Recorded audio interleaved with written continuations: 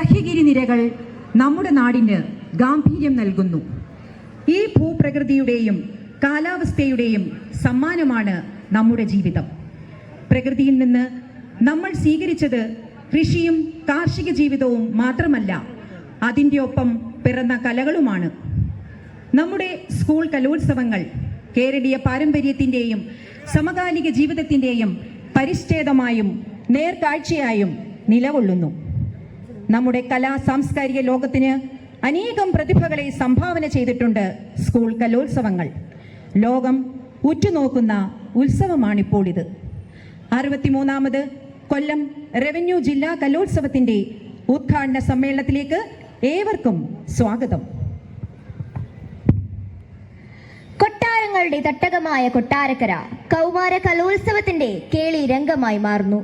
കൊട്ടാരക്കര തമ്പുരാനിലൂടെ കഥകളിക്ക് ജന്മം നൽകിയ നാട്, കഥകളി മുദ്രകളുടെ കമലദളം വിടർത്തിയ നാട്, ആംഗികാഹാര്യങ്ങളിലൂടെ പുതിയൊരു സംവേദനം ലോകത്തിന് നൽകിയ നാട്, പഞ്ചഭൂതങ്ങളിലും സൗന്ദര്യമിയലുന്ന ഈ പുണ്യഭൂമി ഇനിയുള്ള നാളുകളിൽ കൗമാര കലോത്സവത്തിന്റെ തിരുവരങ്ങാകുന്നു.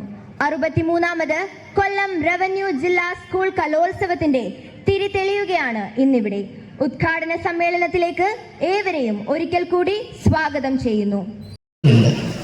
അതിന് വലിയൊരു പ്രത്യേകത എന്ന് പറഞ്ഞാൽ പങ്കെടുത്ത കുട്ടികൾക്ക് മുഴുവൻ സർട്ടിഫിക്കറ്റ് കൊടുക്കുക എന്നുള്ള വലിയ ഉത്തരവാദിത്വവും നമ്മുടെ കഴിഞ്ഞ സംസ്ഥാന കലോത്സവം ഏറ്റെടുത്തിട്ടുണ്ട്. നമുക്കറിയാം, രാത്രിയെ പകലാക്കിക്കൊണ്ടുള്ള ഒരു വലിയ കലാമേളയാണ് നമുക്ക് സംഘടിപ്പിക്കുവാൻ കഴിയും. ഇത്തവണത്തെ നമ്മുടെ സ്കൂൾ കലോത്സവം സംസ്ഥാന തലത്തിൽ തിരുവനന്തപുരത്താണ് നടക്കാൻ പോകുന്നത്. അതിൻ്റെ കായിക മത്സരങ്ങൾ സംസ്ഥാന അടിസ്ഥാനത്തിൽ എറണാകുളത്ത് വെച്ച് സംഘടിപ്പിക്കുവാൻ കഴിഞ്ഞു.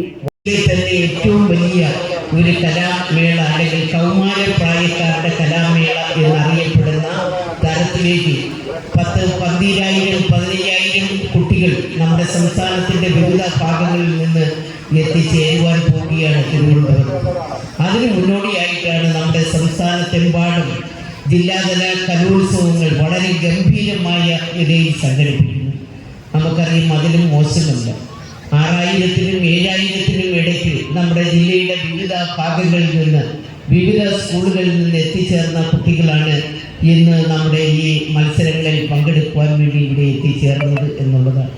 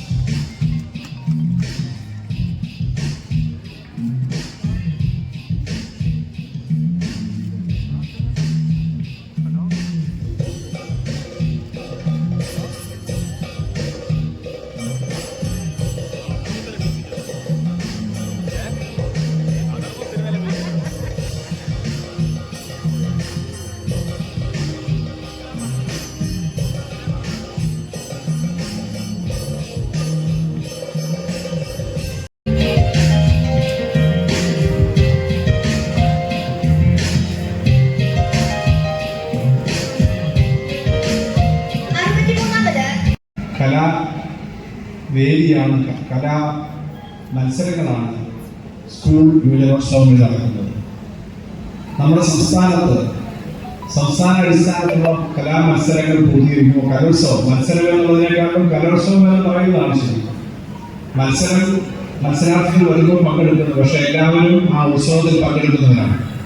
ഇവിടെ തന്നെ 14 വേദികളിലായി സജീവമായ ഈ കലാപരിപാടികൾ നടക്കുകയാണ്. സംസ്ഥാന അടിസ്ഥാനത്തിൽ ലക്ഷക്കണക്കിന് ആളുകളാണ് ഓരോ സ്കൂളുകളിൽ പങ്കെടുത്ത് ലക്ഷക്കണക്കിന് ആളുകൾ പങ്കെടുക്കുന്ന ഒരു വലിയ കലാ ഉത്സവമാണ് കേരളത്തിലെ സ്കൂൾ യുവജനോത്സവം. ഗിന്നസ് ബുക്കിൽ റെക്കോർഡുണ്ടെങ്കിൽ ഏറ്റവും കൂടുതൽ ആളുകൾ പങ്കെടുക്കുന്ന കലോത്സവം, നമ്പർ ഓഫ് പാർട്ടിസിപ്പൻസ് എന്ന നിലയിൽ ഏറ്റവും വലുത് നമ്മുടെ കേരളത്തിലെ സ്കൂൾ കലോത്സവമാണ്. കാരണം അത്രയും കൃത്യമായിട്ടാണ് ഇത് സംഘടിപ്പിക്കുന്നത് എന്നുള്ളതാണ്. ഇവിടെ തന്നെ 7,000-ഓളം പാർട്ടിസിപ്പൻസ് ആണ് ഈ 4 ദിവസങ്ങളിലായി പങ്കെടുക്കുന്നതെന്നുള്ള സംഘടന പറഞ്ഞത്. 7,000-ഓളം ആളുകൾ പങ്കെടുക്കുക എന്ന് പറഞ്ഞാൽ അവരുടെ മത്സരങ്ങൾ കൃത്യമായി നടത്തുക, അതിനകത്ത് പരാതികൾ ഒഴിവാക്കി കാര്യങ്ങൾ നടക്കുക, വേദികൾ കൃത്യമായി അറേഞ്ച് ചെയ്യുക. ഇത്രയും ആൾക്ക് ഭക്ഷണം കൊടുക്കുന്നു എന്നുള്ളതാണ് ഏറ്റവും പ്രധാനപ്പെട്ട നമ്മുടെ കലോത്സവത്തിന്റെ ഏറ്റവും വലിയ പ്രത്യേകത. പാർട്ടിസിപ്പൻസിന് മുഴുവൻ ഭക്ഷണം കൊടുക്കും. അത് സംസ്ഥാന യുവജനോത്സവം സ്കൂൾ കലോത്സവം നടന്നത് കഴിഞ്ഞ വർഷം കൊല്ലത്താണ്. ഞങ്ങളെല്ലാം അതിന്റെ സംഘാടകരായിരുന്നു, ഇവിടുത്തെ പോലെ തന്നെ. അപ്പോൾ ജില്ലയിൽ സംസ്ഥാനത്തുള്ള ആകെ വരുന്ന ആളുകൾ വരുന്ന വലിയ പരിപാടിയിൽ ഇത്രയേറെ ആളുകളെ ഒരുമിച്ച് വന്ന് അവരുടെ രക്ഷകർത്താക്കൾ, കുട്ടികൾ, അധ്യാപകരടക്കം വലിയ ഉത്സവമായി സംഘടിപ്പിക്കുന്നതിന് മുഴുവൻ ആൾക്കും ഭക്ഷണം കൊടുത്ത്, പരാതിയില്ലാതെ താമസിക്കാൻ സൗകര്യം കൊടുത്ത് ഈ കാര്യങ്ങൾ ചെയ്യുക എന്ന് പറഞ്ഞാൽ വളരെ വളരെ വലിയ ഉത്തരവാദിത്തത്തോടു കൂടി വേണ്ടതാണ്. സ്കൂൾ ശാസ്ത്രോത്സവം വേറെ ഒരു വേദിയായി നടത്തുന്നത് ആലപ്പുഴയായിരുന്നു അതിന്റെ സമാപനം. ശാസ്ത്രോത്സവം കുട്ടികൾ വലിയ തോതിൽ പങ്കെടുക്കുന്ന നമ്മുടെ സ്പോർട്സ് മേഖലയിലെ സ്കൂൾ ഒളിമ്പിക്സ്, ഇതുപോലെയുള്ള കലോത്സവങ്ങൾ ഇതെല്ലാം നടത്തുക എന്ന് പറഞ്ഞാൽ കുട്ടികളുടെ പഠനം എന്ന് പറയുന്നത് എല്ലാം കൂടി ചേർന്നാണ് എന്ന് വ്യക്തമാക്കുന്നതാണ്. ഇത്തവണ അതിന് ആതിഥ്യം വരടുവാൻ നമുക്ക് അവസരം ഒരുങ്ങിയിട്ടുണ്ട്. കൊട്ടാരക്കരയിൽ അതിഥേയനെന്നതിലേക്ക് കൂടിയാണ് ഞാൻ ആ സന്തോഷം പങ്കുചേരുന്നത്. ഇവിടെ സ്വാഗതകാലത്തിൽ പറഞ്ഞതുപോലെ കഥകളി പോലുള്ള കലാരൂപങ്ങളുടെ വളരെ വലിയ പാരമ്പര്യമുള്ള പ്രദേശം മാത്രമല്ല കൊട്ടാരക്കര. ആധുനിക കാലത്ത് ഏറ്റവും ആധുനികമായ കലാരൂപങ്ങളായ സിനിമയിലെ തന്നെ ഏറ്റവും പ്രശസ്തനായ ആളുകളുടെ പേര് ആ ഗാനത്തിനകത്ത് പറഞ്ഞിരുന്നു. കൊട്ടാരക്കര ശ്രീധരൻ നായരെ പോലെയുള്ള വളരെ വളരെ പ്രമുഖരായ ആളുകൾ, ഭരത് മുരളിയെ പോലെ ചടുലമായ സിനിമയിലെ സജീവ സാന്നിധ്യമായിരുന്നു അദ്ദേഹം. അത് മാത്രമല്ല, പുതിയ തലമുറയിലും ധാരാളം ആളുകൾ ആരംഭിക്കുന്നുണ്ട്. എല്ലാ മേഖലയിലും ധാരാളം ആളുകൾ കലാരംഗത്ത് വളരെ നന്നായി ഇപ്പം മലയാള സിനിമ ഗാനരംഗത്തും മറ്റ് പല മേഖലകളിലും സംസ്ഥാന അവാർഡുകൾ മേടിച്ചിട്ടുള്ള ആളുകൾ ഈ അടുത്ത കാലത്ത് കിട്ടിയവരും ഇവിടെ ചുറ്റുപാടും ഇവിടുന്നെല്ലാം ഉള്ളവരുണ്ട്. ഇവിടെയൊക്കെ പഠിച്ച ആളുകൾ തന്നെയുണ്ട്. അവരെല്ലാം കണ്ടെത്തുന്നതിനും പ്രവർത്തിക്കൊണ്ട് വരുന്നതിനും നമ്മുടെ സ്കൂൾ കലാവേദികൾ, ഇതുപോലുള്ള കലോത്സവങ്ങൾ എന്നും സജീവമായിട്ടുണ്ട്. കൊട്ടാരക്കരയിൽ ഇപ്രാവശ്യം ഈ ജില്ലാടിസ്ഥാനത്തിലുള്ള മത്സരങ്ങൾ സംഘടിപ്പിക്കുമ്പോൾ ആ പാരമ്പര്യത്തിന് മാറ്റുകൂട്ടുന്നതിലേക്ക് ഏറ്റവും നന്നായി ഇത് സംഘടിപ്പിക്കുവാൻ ഇവിടുത്തെ സംഘാടകരെല്ലാം തയ്യാറാവുന്നുണ്ട്. എല്ലാ മേഖലകളിലും ആ പങ്കാളിത്തം ഉണ്ടാവുന്നിടത്തേക്ക് ഇത് വിജയിപ്പിക്കുന്നതിനാണ് ഇതിന്റെ സംഘാടക സമിതി പ്രവർത്തകരും തയ്യാറാവുന്നത്.